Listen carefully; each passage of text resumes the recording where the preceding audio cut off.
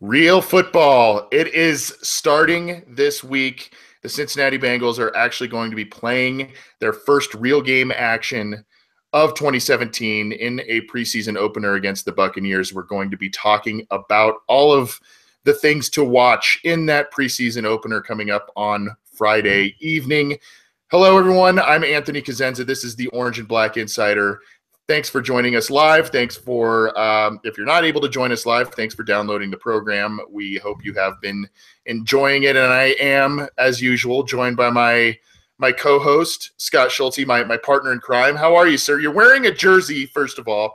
For those of you who listen to the audio and don't look at the video necessarily that we post up on YouTube, Scott is wearing a particular jersey I just noticed. Scott, what player is that you are donning today? So you're not supposed to be able to tell who it is. You're just supposed to be able to see it's the jersey because it is much more comfortable. And I'll just say that I happened to get this one a month before someone said he would never play again in Cincinnati. Okay, well, I hope you got it on sale. And so yeah, I am. Yeah, we are very much the knockoff made in China, very unofficial. But yeah, and that's kind of, I think that's a good question as far as the etiquette when we have to bring up. Sometimes it's like, at what point is it okay to wear like a Jonathan Joseph jersey who left for more Gatorade, or a Carson Palmer jersey, or something like that. I mean, certain ones obviously you can wear forever. Other ones, I think at some point, yeah. So I'm not going to say who it is, but if you can't figure it out, I won't tell you who it is. But the player's name rhymes with Barson Walmer, and so you can figure out who that might be. But good to have you, Scott. You know what? Last week was a lot of fun. We had a couple of special guests. We had James Rapien of ESPN Cincinnati, and Mark Powell, who wrote the Legends of the Jungle book. I thought that was a really fun show. That was interview heavy. Today's going to be really analyzing this upcoming game and taking listener questions. So if you are joining us live and you have some questions that you want answered on air, we are taking those. You can get in touch with us on Twitter at BengalsOBI and send them there. You can, if you're watching us via cincyjungle.com, there's a comment thread there that you can submit your questions. And then there's also our live YouTube feed where you can join other Bengals fans every episode, talk Bengals, talk about what we're talking about on the show, and submit your questions to us there. We would love to interact with you, and we are taking some questions to end this show. So fire those at us. Over the past couple of weeks, we didn't really do one last week because we had those special guests, but over the past couple of weeks, Scott, we've been doing a question of the show, or a question of the night. You kind of came up with this one. I thought it was pretty interesting, especially for those who may have listened to last week's show. Before we had our guests on, we talked a little bit about some of the recent findings that some high-profile doctors made on former football players, and the CTE that was found in their brains, the ages they passed away at, all of that kind of stuff. Obviously, a variety of factors that play into that, but some scary stuff that occurs with that. There was also, for those who did not see, there was also a very interesting article related to that with former Raiders and Patriots quarterback Jim Plunkett, who played in the 70s and 80s. He's really suffering from a lot of stuff, including some head injury stuff. So obviously still a major hot topic in the NFL. And our question of the show, thanks to Scott Schulte, is last week we talked about how he and I both have young sons, and how we might we want our sons to participate in athletics and all of that. Football is a sport that's we're passionate about, and one where it provides a kid great exercise, discipline, a lot of good things come out of it. However, there's also the injury stuff, the head injury stuff. So we want to ask you, for those who have not participated in the question of the show, live viewers, if you have a young child and you are thinking of having them participate in tackle football, would you, or are you inclined to do so? Or is some of this news that these players, even from high school and maybe even before that, are getting these head injuries and sustaining some long-term damage potentially to their bodies and their minds. Does that scare you away if you have a young child, or if you don't have a young child, if you had one and you were thinking about getting them into football, would that scare you away? And Scott, we touched on it a little bit last week. Did you have any expanded thoughts on that? Yeah, we had. Yeah, you mentioned we briefly touched on this last week, and then I think one of our guests jumped on, Rapine, so we just went ahead and kind of cut it short. So just to kind of summarize what the article or the report came out and said, and what we had on the Cincy Jungle article, it basically showed that, players who had repeated head trauma, who were suspected to have CTE when they were studied, it turned out they did, and it showed a large number of the NFL players who were studied, something like 114 of 115 had it. Only like 3 out of 14 high school kids did. The numbers kind of went up as you went further along. Unfortunately, it's very inconclusive as far as proving anything, and I think that's where one of the big challenges is, as far as deciding whether you would let your kids play or not, because it's a degenerative disease. So the older you get, the more likely it is to show up because it has more time to develop. So you could get it when you're playing high school football, but if you die in high school and you're studied, you may not show anything. But let's say you live and you go on to play college and pro ball, you could show it, which may or may not be related to getting it during college or pro. It may just be you got it in high school and it just took that long to develop. So when you died in the 60s and you lived many years, or when you died in your 80s or 90s and you had it, well, that's the thing they don't know yet, is did you get it when you were younger and it just took that long to develop and show up, or did you get it because there's repeated hits? And they know that it comes from head trauma, from banging your head. And the theory is, well, if you're hitting your head more, you're more likely to get it. So the theory is, if you play college and then into pros, you're playing it more often, so you are getting those injuries. But at the same time, you also have this parallel track that the longer you live, the more likely it is to show up if you get it at a younger age. So you don't really know what's leading to it. And they've only really they haven't looked at a lot of other sports. I think they looked at boxing. I mean, boxing, obviously you're getting punched in the head all the time. They haven't looked at things like soccer that much. And you don't really hear about a lot of soccer suicides, but you watch like the World Cup or these things, like they're constantly doing these headers and hitting ball. And it's maybe a little different, but I would think if you're constantly bouncing a ball off your head, that can't be very good for you either. Right. And so there's still a lot to be determined. It's kind of like the climate change debate that people have. They're like, yeah, we see that temperature went up, but scientists on both sides debate what is causing it. And it's kind of where you are at the CTE thing, that, yeah, we know that, people who do get in these activities do seem to get it, but we don't know where it comes from. So very hard. I mean, you obviously want to err on the side of safety, but at this time it's very conclusions without having a lot of the evidence. So to answer your question, I guess getting all that out of the way, I would be inclined to avoid my son playing football. I mean, if he decides he's going to play or really wants to play, I think it's a discussion we'd have to have as far as, hey, a lot of the consequences. Here's the things that can happen, and it's not just head injuries. I mean, you look at some of these guys that when they retire, they have all the scars and all the the fake bones and the knee joints and the elbows and all the other things they've had, and where they have trouble walking, and they're all the painkillers and they're using the medical marijuana or the Vicodin, and so you have a lot of other issues. It's a very physically demanding sport as opposed to some of these other ones they could go in. I mean, if you can go into golf or swimming, that might be a little less dangerous unless you get by a stray golf ball or something. But I guess all things being equal, it wouldn't be my first choice for him to play. Now, that being said, my son, as much as a 3-year-old can, seems to love playing football. Whenever we get out the toys and the balls and go play, that's the one he wants to play. He wants to play the one where he runs into me and knocks me down in the game, where I give him the ball and try to chase him and knock him down. And that's what we were doing before the podcast, was we were playing, toddler version of football. And who knows if that's, turn into anything when he's 10 or 20, but at this point, that seems to be the one he's gravitating to. So it's kind of cool because we obviously, as you mentioned, like the sport, but at the same time, like, well, is this something I really want him doing if it could have long-term consequences when they're older?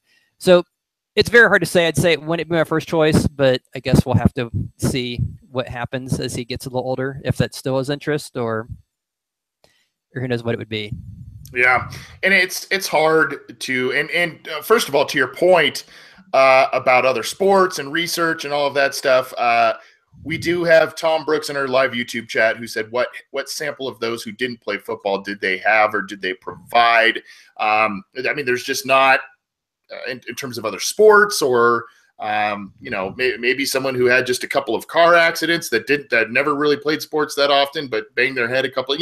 There's all kinds of different variables that goes into this thing. But obviously, this is a sport where guys they knock heads for games, numerous games every year, and depending on when they start, whether it's high school, whether it's before that, maybe even, walk on in college, whatever the case may be. I mean, these are guys that are hitting their heads quite often. For me, and what we're talking about with, my son and as a parent, it's obviously you want the best for your child and you want them to be healthy. You want them to be safe. You want, all the good things for them. But at the same time, if they have a passion and or show a talent for something, you want them to pursue that talent and you want them to pursue, some happiness that comes with excelling in a sport, excelling in an activity, in art, whatever the case may be. So, it's kind of a double-edged sword there. I kind of say, well,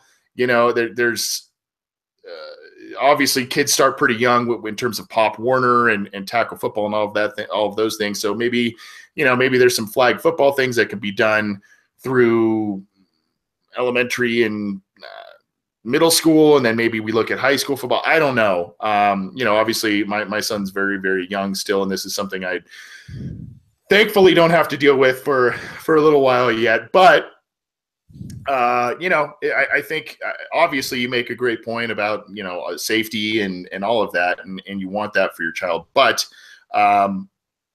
obviously you also want them to be happy and pursue a talent and all of that if they're good at it. So that is our question of the show. Are you willing, if you have a young child, or if you even if you don't, it's a hypothetical too, and you have a young child that you might be thinking about putting into football with all of these CTE issues popping up, would you be willing to do so given all of that new information? Let us know in the YouTube chat. Let us know at cincyjungle.com. Scott, you had another before we start previewing the preseason game, you had a little more thoughts on yeah, just a couple more points. Answer the question that was in the YouTube chat. As far as that report that came out, there really was no data on non-football because all the brains that were studied came from what they call a brain bank, where these brains were donated by the families after the person died. And it's something you can't really tell if someone has CTE or CTE until they are dead, because they have to dissect the brain and look for these telltale signs. I forget what they're called, the abscesses or whatever, that they find in the brain, and the quantity of them per so many square inches or whatever. Like that's so they can kind of tell if they have it.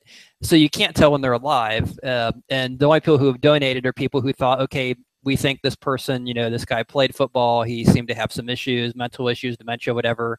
He died. They donated it. Those they checked. Regular non-football players, there aren't too many of them who have been donated into these brain banks, and these have kind of become more popular since the whole concussion things come out, over the last decade.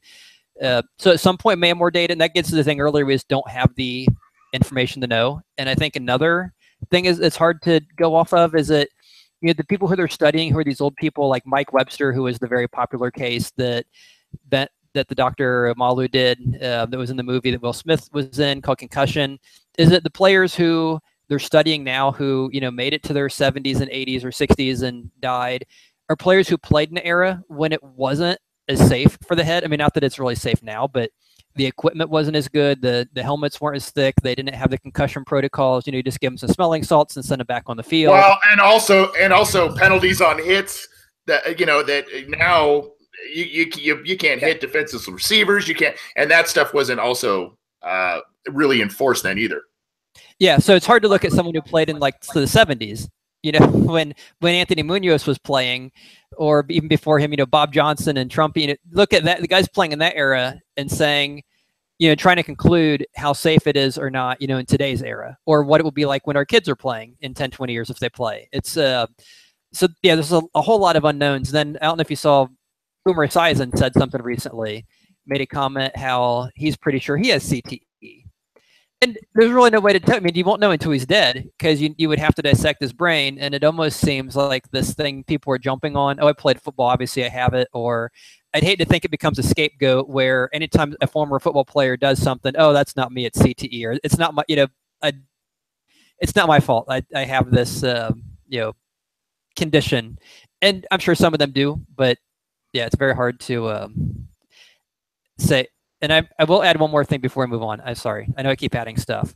But you were talking about my jersey. I just realized I have a 9 on this sleeve and a 9 on that sleeve. So it's actually 99. So I think it's Marcus Hunt or someone like that. It's just broken up. Okay. We'll give you the benefit of the doubt there. So for the question of the night, we've got a couple of more comments in our live YouTube chat. Obviously, Tom Brooks, who came up with the first great question about, sample of non-football players. He also mentioned usage of steroids in the era of a lot of these guys who have, had their brains studied. You mentioned Mike Webster. There's a lot of talk about steroid use in those 70s and 80s Steelers teams that were quite successful, but a lot of talk of steroid use there. Obviously, Lyle Alzado was a big guy, and not only was he a steroid guy, I think there was cocaine use and all kinds of stuff with him. But obviously, the sport, there's danger to it. Comes with it. Royal Flush 513 in the YouTube chat says, as much as I like football, I don't think I would allow my son, in parentheses, I have no kids, to play football. So that's from the hypothetical standpoint there. Thanks for the feedback. Keep shooting us some responses. We'll keep checking in on that. And we, as I mentioned, we are taking listener questions at the end of this show.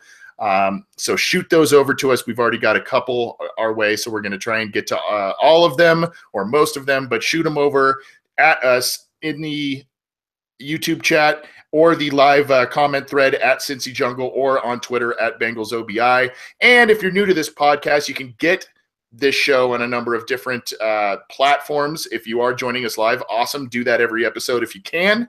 Otherwise, you can download the program on iTunes, on SoundCloud, as I mentioned, YouTube, and all of the content is also on cincyjungle.com.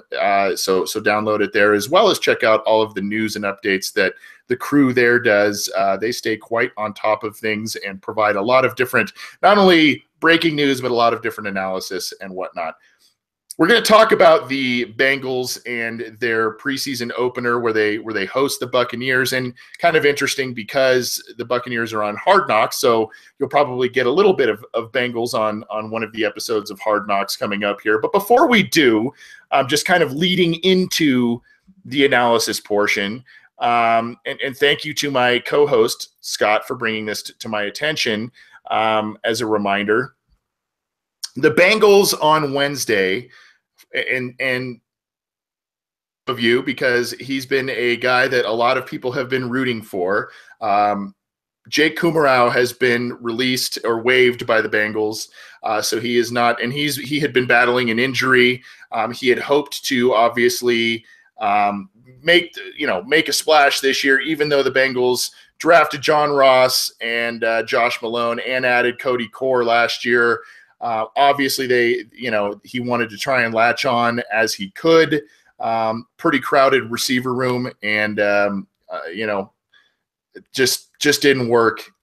Didn't work out. So they did sign a free agent punter, Will Monday, to take his spot on the roster. Unlikely he beats out Kevin Huber for a spot, but obviously they felt they saw a need there, and probably saving Huber throughout the preseason. We've kind of talked about how this preseason might be about really seeing young guys, the undrafted guys, the low round guys, proving themselves and saving your veterans, given the fact that 90 man to 53 man cut down day is towards the end of preseason now and not kind of a staggered thing. Any thoughts, comments on Kumerow and his very interesting probably the most interesting time by a Bengals player had in Cincinnati that never really produced anything, right? Yeah, I mean, a lot of people seem to be pulling for him for various reasons, whether it be the hair, the unheralded school, the preseason. Yeah, he had a lot of support for a guy who unfortunately never made it on the active roster and played. And I don't want to blame myself for him being cut and hurt, but I will say I was down there a week ago, and he was the player I got closest to, and said something to, and he happened to be the one who got hurt the next day, and then got released a couple days later. So if I had anything to do with that, I feel horrible.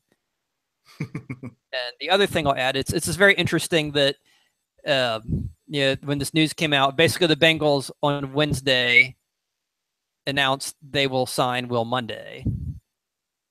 And I know when I first saw it, it was very confusing. It talks about how they signed a punter on Monday. I'm like, wait, it's Wednesday. What happened Monday? I'm like, okay, so the Bengals on Wednesday will sign Monday. Yeah, it was very confusing. They signed Monday on Wednesday. Yes.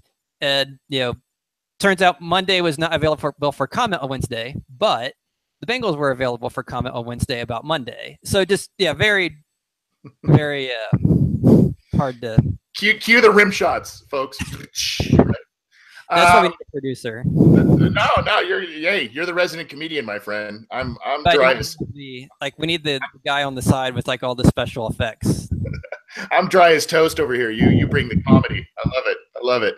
Well, that's kind of some news and notes now that the Bengals are heading into their first preseason game. So Scott, let's talk about this game.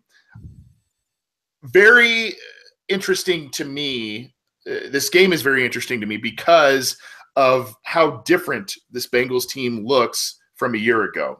Obviously a lot younger, a lot faster, a lot of new faces. There's still obviously the familiar cast of characters and stars that this team has had really since 2010, 2011.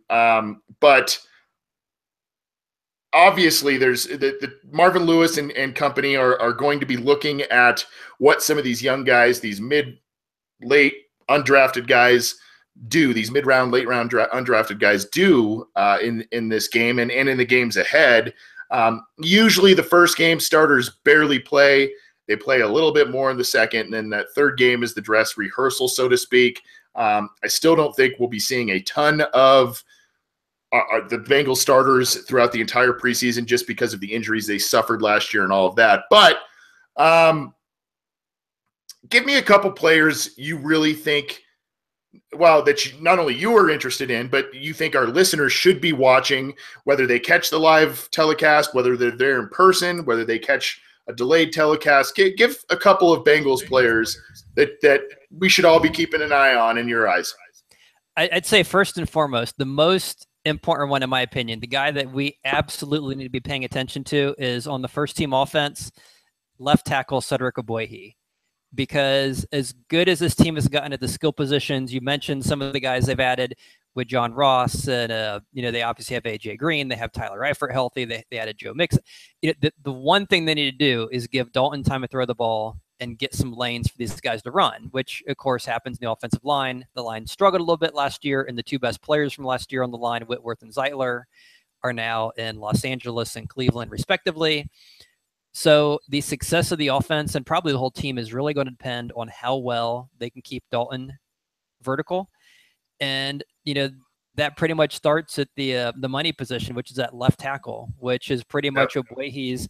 And what we've seen from training camp is Phil Winston, the serviceable backup he was last year. They're talking about moving Trey Hopkins over there as, the contingency plan.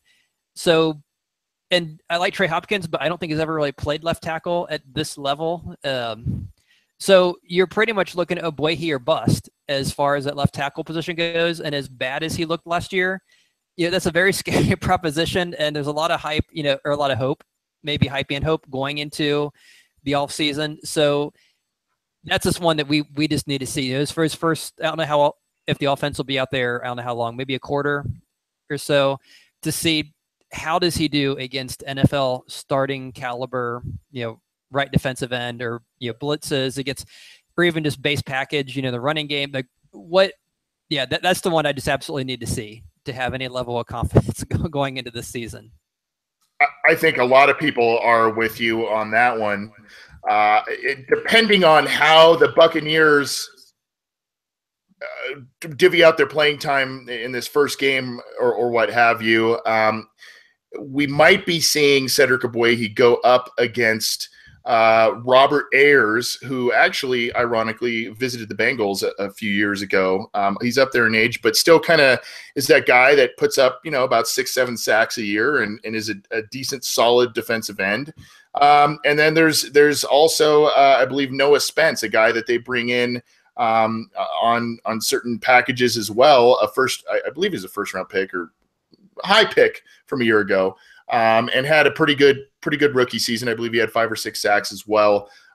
So 2 talented guys he could be going up against. And it's really funny about Cedric Ogbuehi. I think, obviously, like I said, I think most fans would agree with you on that one. I think while we might not see a ton of snaps and preseason snaps from starters, I think you might be seeing quite a bit from him, quite a bit from Jake Fisher, quite a bit from some of these guys that they need to say, we need you out there. You need to go against real game competition, real hitting, all of that. And, we might see some more extended time from those guys where they maybe play beyond the first unit and stick out there a little longer than some others. Anybody else that you're keeping an eye on besides Cedric Ogbuehi? Yeah, and this is kind of conversely because of him. I mean, all the talk in OTAs, all the talk since the draft has been that mid-round pick, Lawson has just been phenomenal. And that is something I really want to see is, okay, is he really that great because he is? I mean, obviously he was a very highly regarded, a 5-star, all everything when he went to college. He was pretty good in college, although he had some injuries and some things, pushed him into playing all 4 years and then not going in the first round or two, even though he was an elite pass rusher. But he has been awesome. But he's been going up against the guys we just mentioned, Winston, Fisher, and Ogbuehi. So, let's see how does he do against Donovan Smith? How does he do against DeMar Dotson? How does he do against a NFL starting offensive cast, guys who have played offensive line before and done a decent job? I'm hoping he's every bit as good as he's been in Bengals training camp, but it's just so hard to tell because of who he's been going against.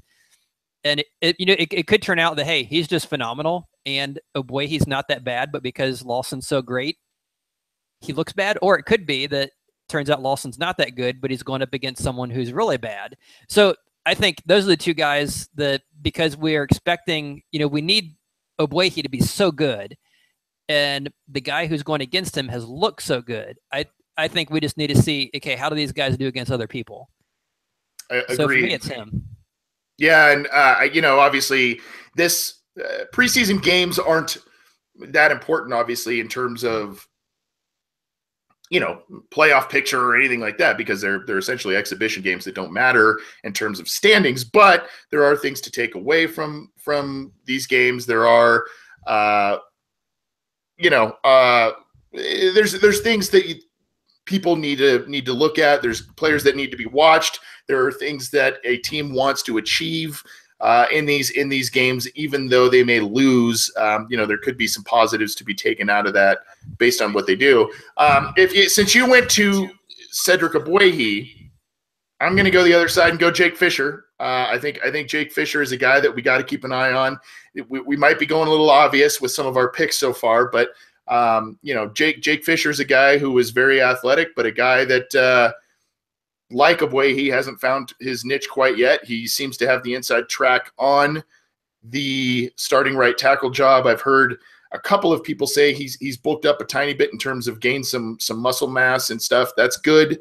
There was a little bit. You heard James Rapine last week talk about a toughness issue with Ogbuehi. There's I don't want to say there's similar concerns with Fisher, but he's not really known as a power type of player. He's more of an athletic, a bit more of a finesse type of player, if you will, than a power tackle, I guess. So obviously a guy to watch, whether it's paving the way in the run game, protecting Andy Dalton, a guy to look at. And I think also just in general, you know, there's you and I know, Scott, we could sit here and list 5, 6, 7, 8 guys apiece.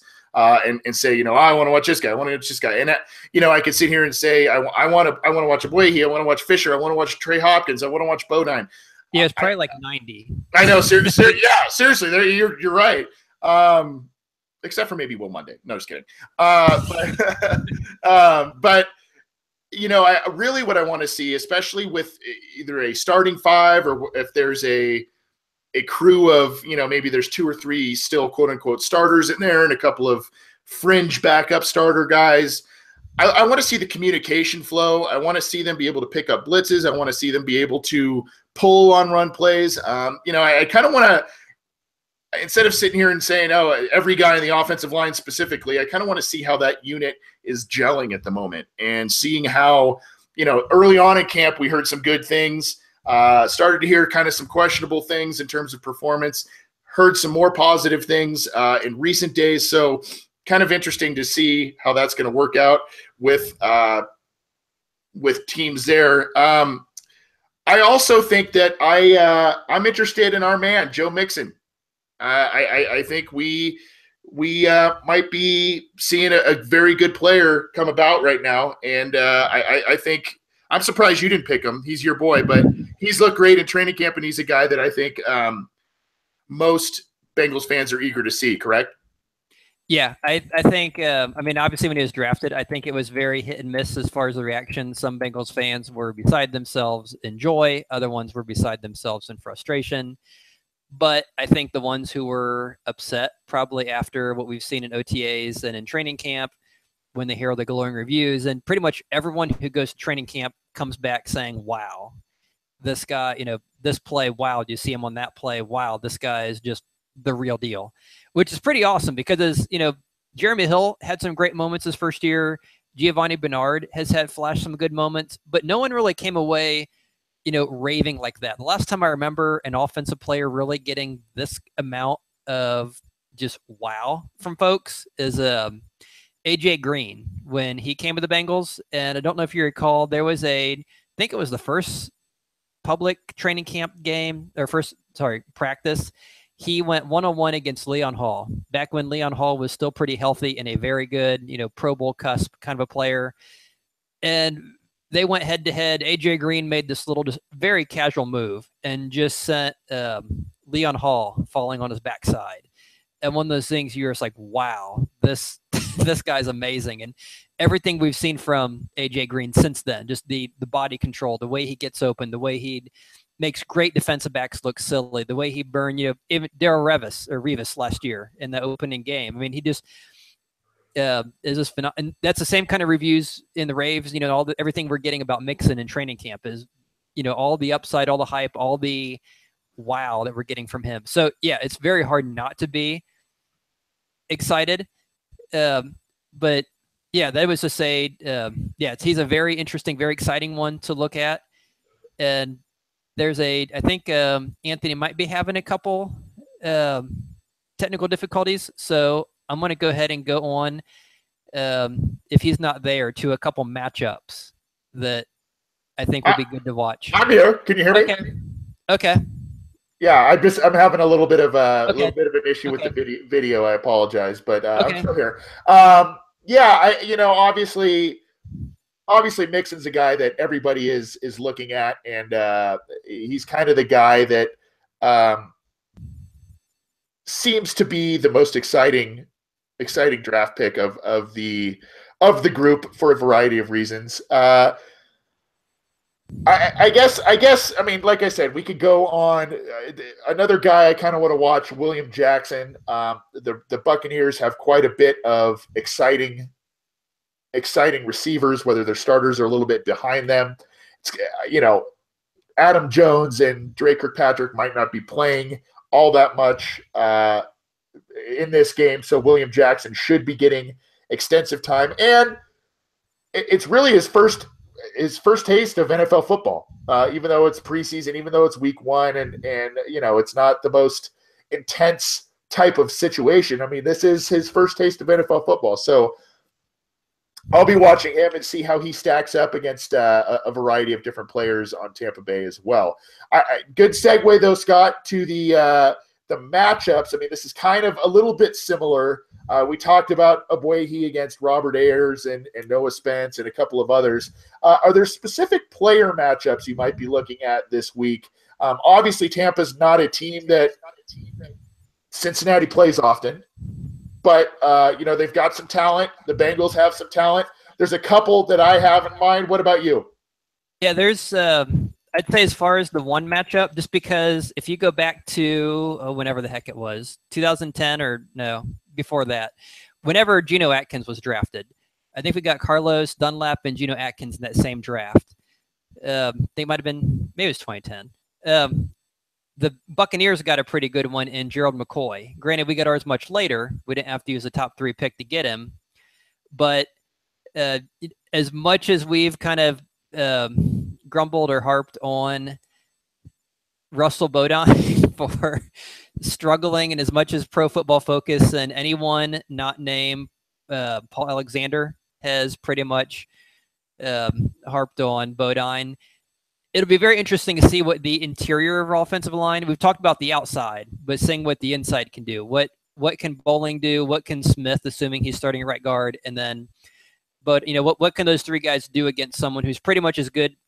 McCoy and Atkins are both considered elite 3 technique defensive tackles. So they obviously get to see one of them every day in practice. So it'd be interesting to see them go up against another one. The other matchup I think is kind of interesting. Isn't so much a matchup, but it's more there's just some very similar players in similar situations, kind of like the Geno Atkins and Gerald McCoy, that I think would be kind of interesting because these guys have practiced. Obviously, the Bengals have practiced against their own players, for the past since training camp began a few weeks ago, and we're playing a team that has some very similar players. One would be Deshaun Jackson, who was just signed as a free agent from the Washington Redskins in the offseason. John Ross, who we just drafted, the biggest comp that pretty much everyone's making is, hey, that's Deshaun Jackson. And then the other one, obviously, the 2 elite defensive tackles, in McCoy and Atkins. The other one's very interesting is the kicker situation. As you may recall, last year, the Buccaneers not only used a high pick on a kicker, Robert Aguayo, they moved up to use a 2nd-round pick on a kicker and drafted Roberto Aguayo. I think maybe late of the 2nd round. That did not go very well last year. I think he barely made 70% of his kicks. Yep. He had a he did not make anything beyond 50 yards. He missed a few extra points, just did not have a very good season. As a result, they brought in Nick Folk, and all indications seem to be that they're pretty much deadlocked right now. So a 2nd-round pick and a journeyman off the, off the street, so to speak, are pretty much tied, which kind of brings up, the Bengals situation. We just drafted a guy, not in the 2nd round, but Jake Elliott was the first kicker drafted in this draft. He was taken in the 5th round, pretty much a round or 2 before Zane Gonzalez and the rest of the kickers. So obviously,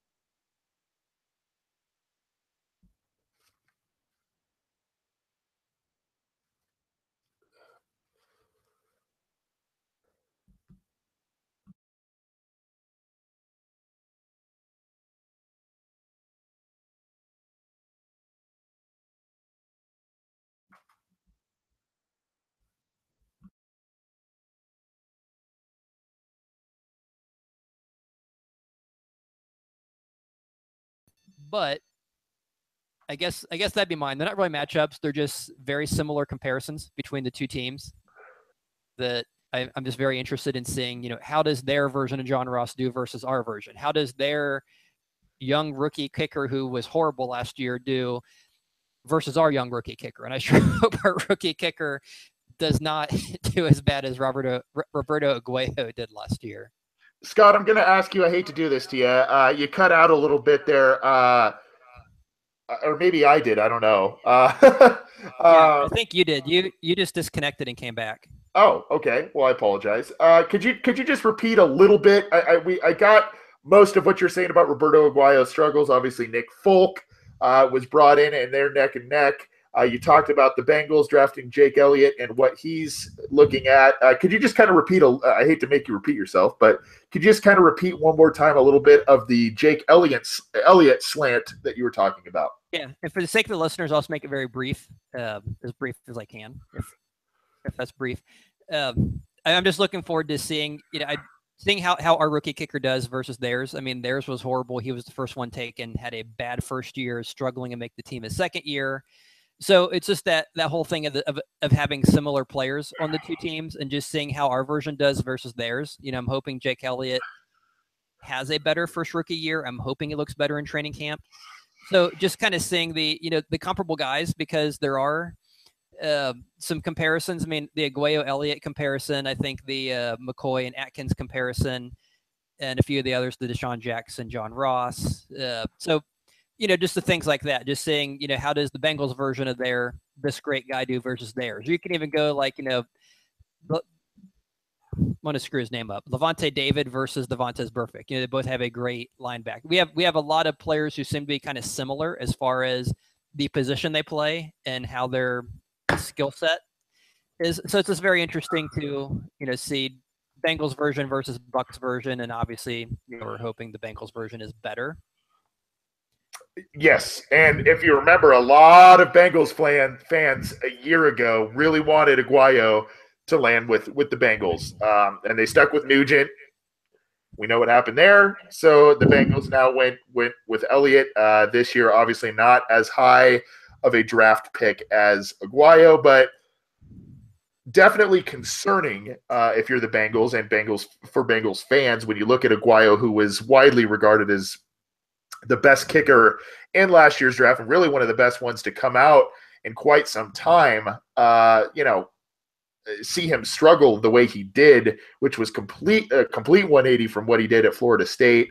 That's got to be concerning. And we did have a couple of people in the YouTube chat talk about I think it was Royal Flush 513 that said something to the effect of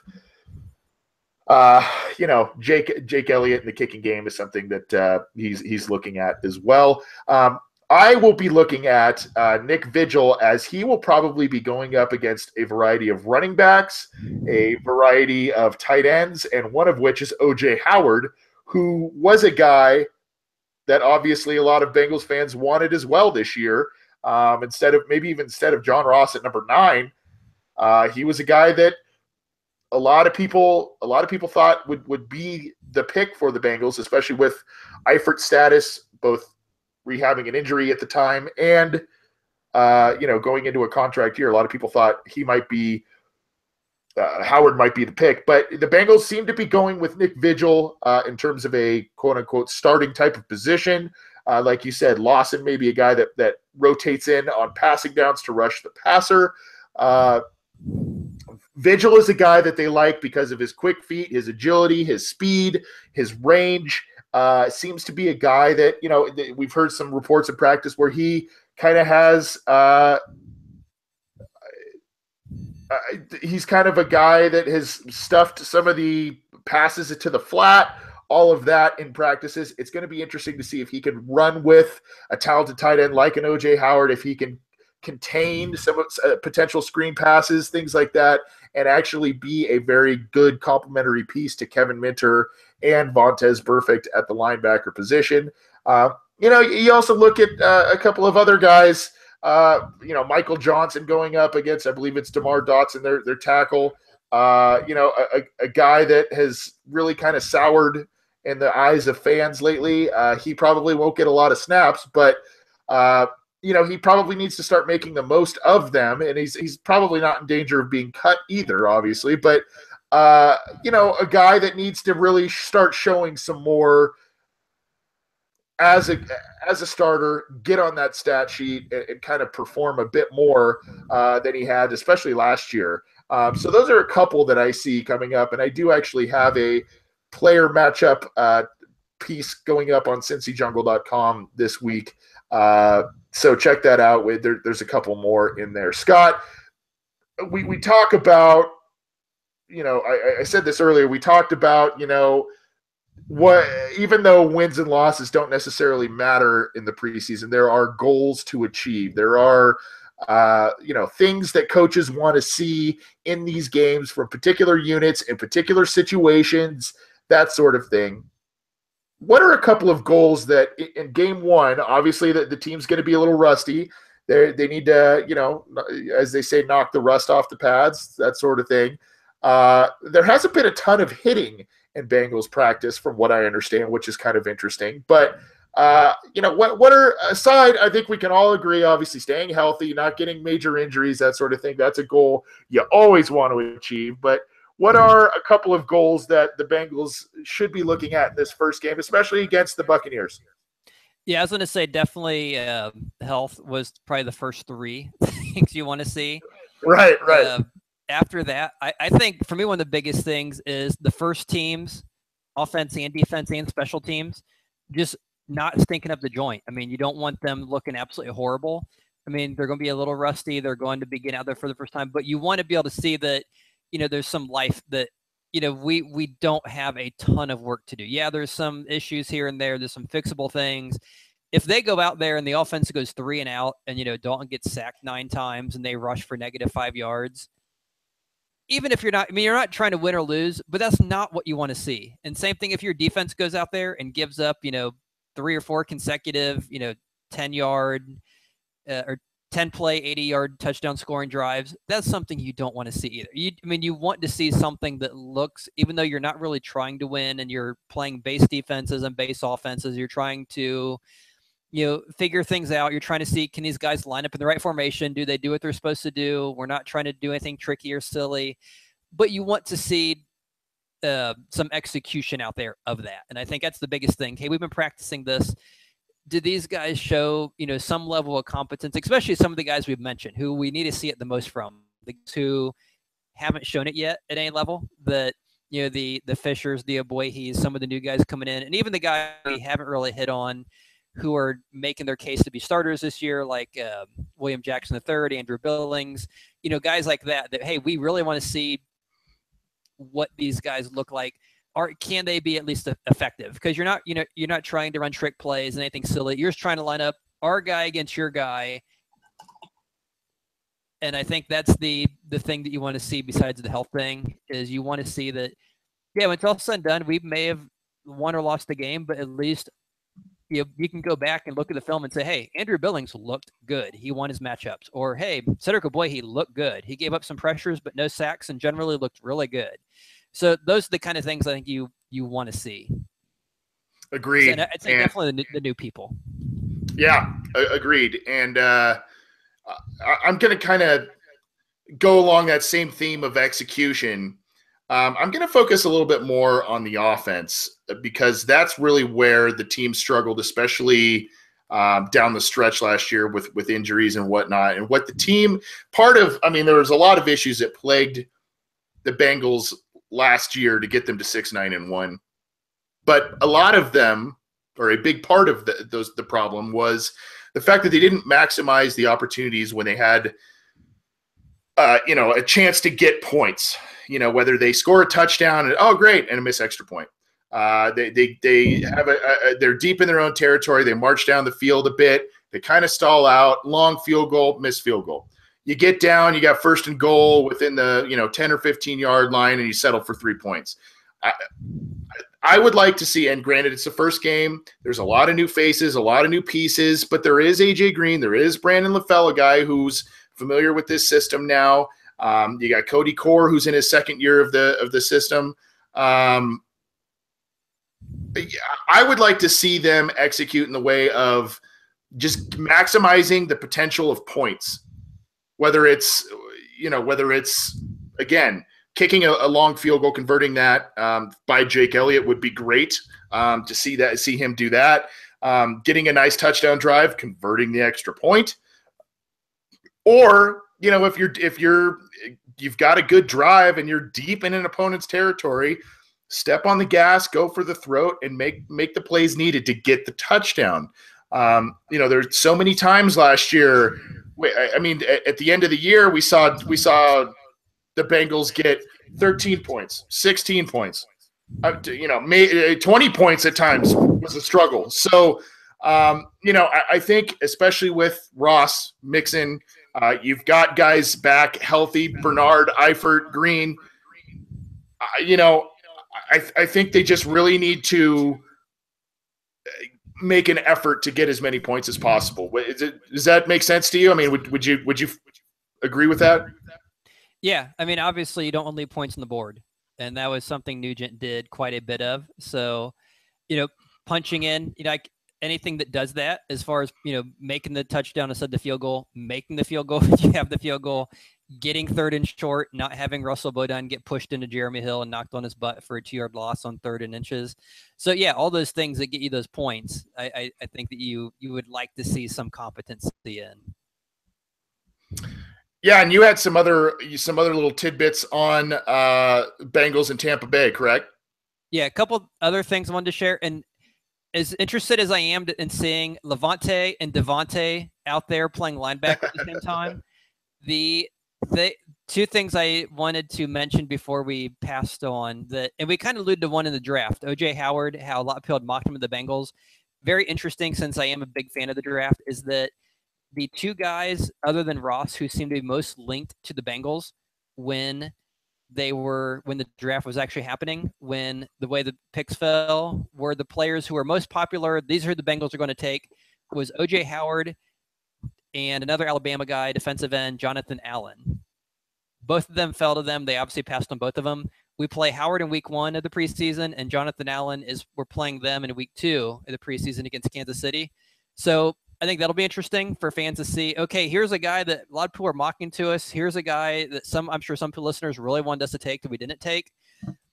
So I think after these preseason games, we'll have a chance to say, man, that guy was good. I can't believe we whiffed on that. Or we'll be saying, well, thank goodness we didn't grab that guy.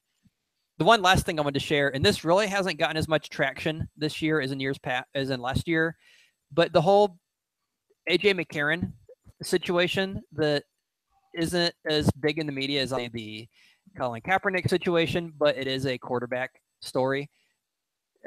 We still have Jeff Driscoll on the roster, and if the season were to start today, I'm assuming they'd probably keep Driscoll on the roster, which means we're running with 3 quarterbacks on the 53-man roster, which doesn't make a lot of sense. So one thing I want to see is, how does McCarron look and how does Driscoll look? Because we really didn't get to see Driscoll last year because he was added late in the preseason after he was cut.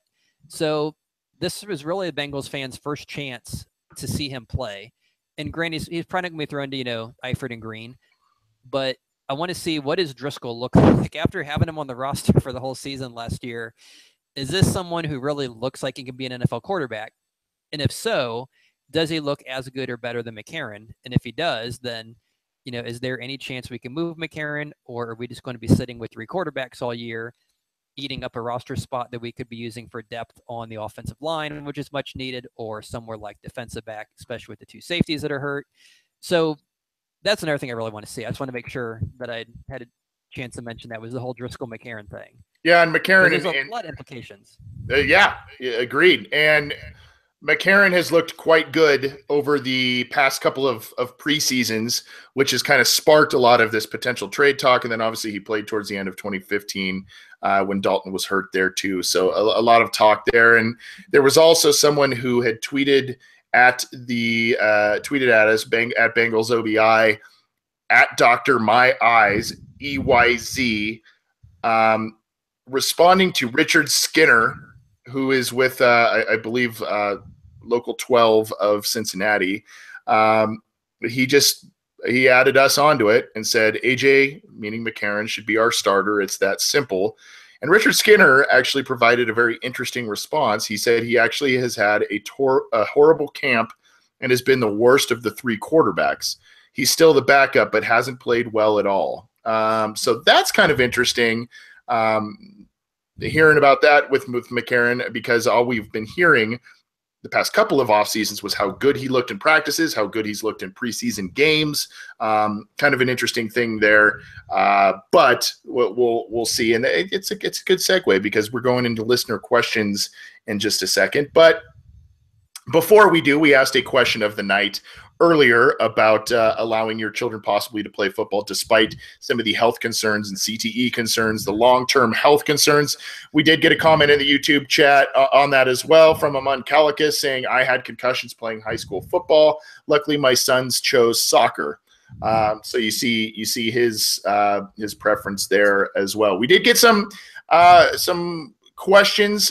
We're gonna get to those right now. We're gonna try and jet through some of these here. I got to give it to Royal Flush because he put it right at the top. He joined us early, right at the onset. Put a question at the top. Scott, I'll let you go with this one.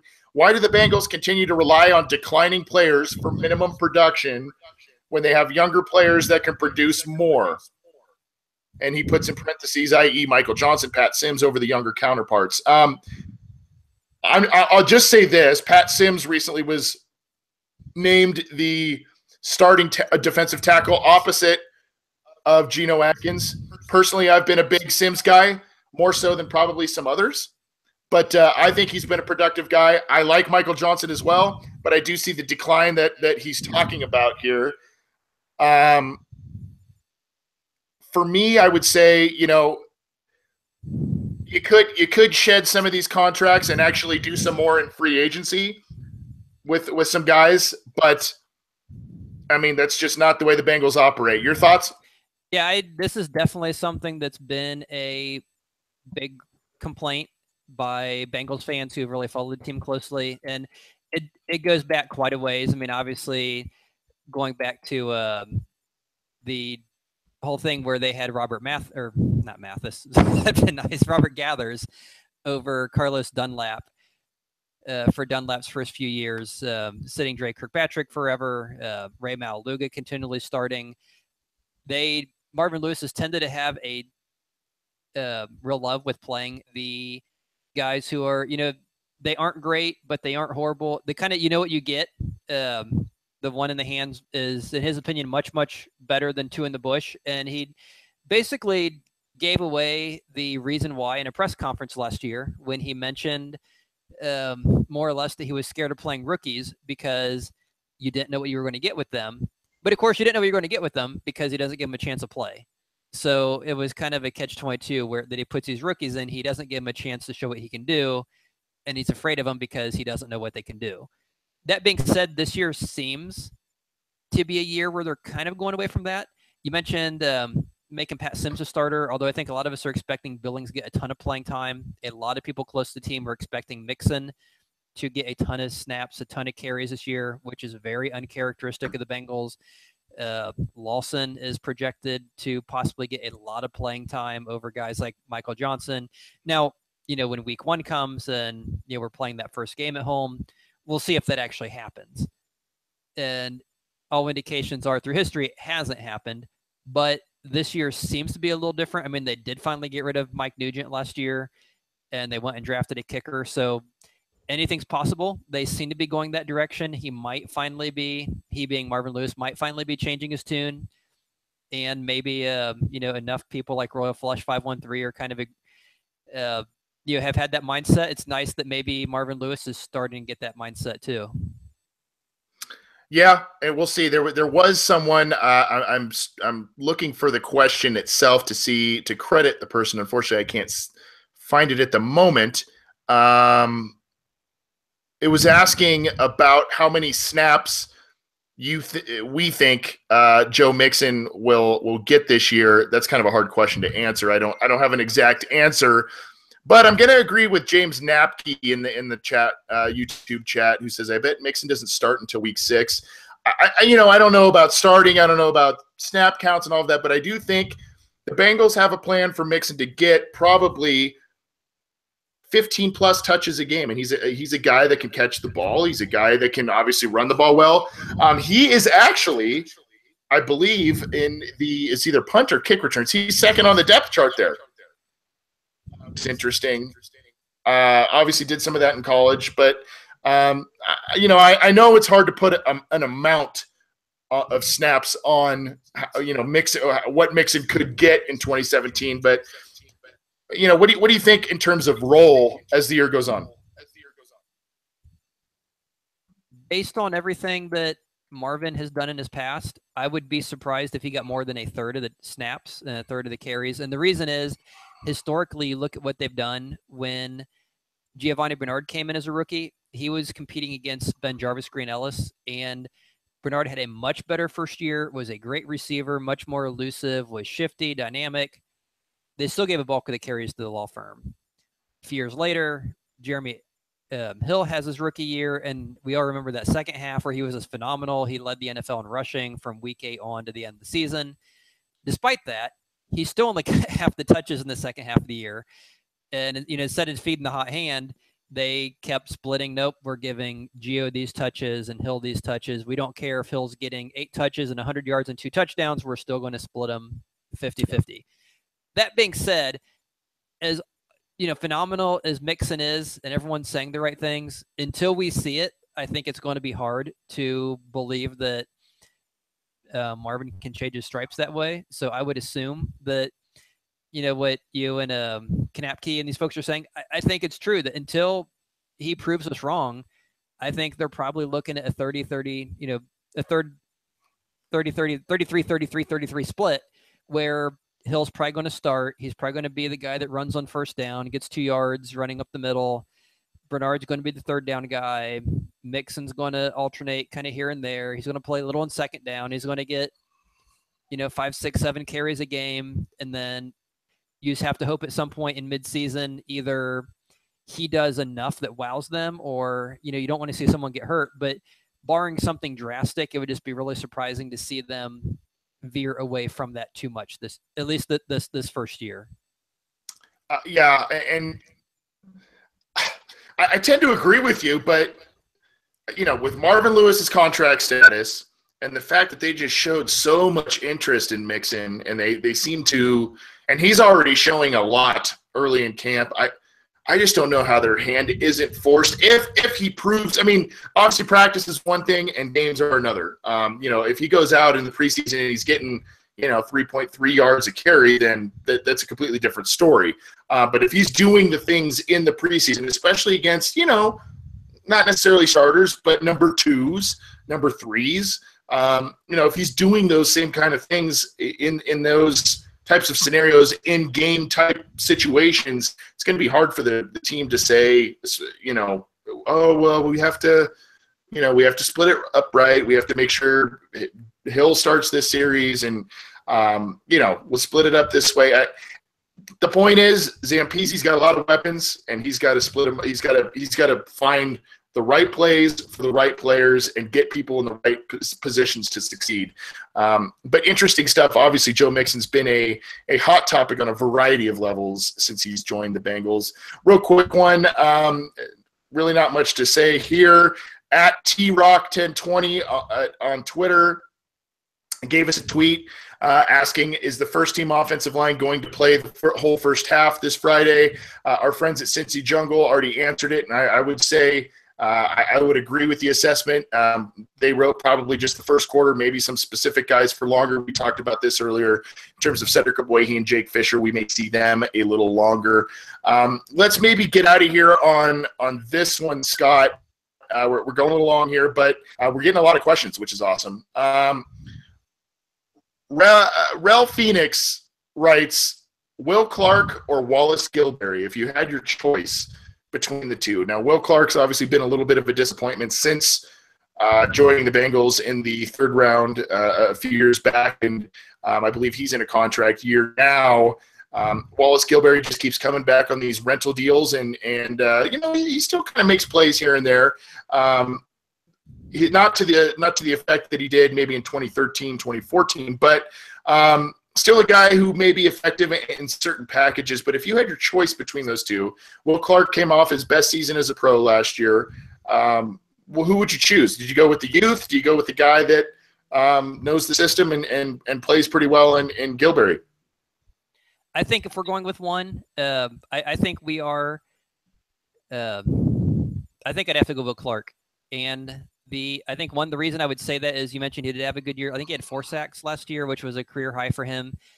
I think the biggest reason is if you look at where we're strong, we seem to be very strong at defensive tackle, the linebacker. Actually, we're strong at a lot of positions, I think. But the one where Gilberry's role seemed to be that guy who could play the edge and also rush the passer, where Michael Johnson was more your traditional non-pass rushing guy. Well, now we have Willis in there and we have Lawson in there. Both of them were drafted. One thing they're supposed to be pretty good at is rushing the passer. So that being the case, and that seemed to be the biggest thing Gilberry was good at, especially his first year here. He's kind of cooled down after that first year, but that first year he was very good at being a pass rushing guy who could come in situationally. Well, we now have 2 guys that can supposedly fill that role. So if we're going to keep one of them, I think I'd rather keep Will Clark, because I think he can probably do more than that. That's not really his forte. His forte is more just being a back defensive end, a guy you can put out there in running plays and passing plays. You're not going to count on him on being that situational pass rusher because we have the guys they drafted this year in the 3rd and 4th round to do that. So without thinking about it too much, I think I'd have to go Clark. And just because I think the role that Gilberry had is now been taken over by some much younger guys. And probably more effective guys. I like Gilberry. I like his attitude. I like his demeanor. He seems to really, really like the Bengals organization, really like being in Cincinnati. He's been a productive guy for them as a rotational guy. He's done, he's stepped in when guys have been hurt and played pretty well. He's a guy that has done, filled numerous roles. I like the guy. I just think you got to, what you get out of him. And if you believe you started to scratch the surface with Clark last year, and granted, a lot of that production I think was early on in the season. I think if you believe you have scratched the surface there and there's more to be had in this youth movement with a lot of younger, faster, more athletic guys, I think you do that. And there's even talk that they might be, using Clark in this defensive tackle rotation as well, a guy that can maybe kick inside on certain passing situations. So obviously, a guy that they think they could do different things with. Again, I like Gilberry. I just think you might want to go Clark in this situation. I think I agree with you there, Scott. Thanks for all the questions tonight, guys. There's a ton more. Unfortunately, we couldn't get to all of them. But we appreciate all of the feedback. We appreciate all of the live listeners. We started a little bit earlier than we normally do, so we appreciate you hopping on. Schedules have been a little hectic. Personal schedules have been a little hectic the past couple of weeks, at least for myself. I don't want to speak for my co-host, but we still wanted to make sure that we get this podcast out, we get it to you, and we talk some Bengals with you. Let's hope that the Bengals stay healthy as they host the Buccaneers this week. Obviously, catch the telecast, catch the live telecast if you're able, and even check out Hard Knocks. You'll probably see some Bengals footage on there, I would imagine. They usually show the opposition as they play them. Scott, any final thoughts before we get out of here? Yeah, I think it'll be very interesting. Next week will be the first podcast where we have actually talked about a Bengals game or something on the field in quite some time. I think they last played 222 days ago. So that'll be an interesting change of pace. So instead of us just trying to think of stuff to talk about, we'll actually have something that needs to be talked about. The other nice thing is, as I mentioned before the podcast, I was playing football with a 3-year-old. So looking forward to hopefully showing him some technique. There's still some issues with he's more like Taylor Mays. He likes to hit more than wrap up, and he is more like a rookie Jeremy Hill. When he gets tackled, he tends to drop the ball on first contact. So some things we need to work on, and I'm hoping by the time he turns 4 and 5, so we'll maybe study the film closely on Friday and get some of those issues taken care of. Yep. And again, hope the team stays healthy. And for those Bengals, I think everybody obviously wants to see a win. Everybody wants to see the Bengals do well and win. I think we all need to if the Bengals do not win, I think we need to take a step back off the ledge a little bit and say, this is preseason game number 1.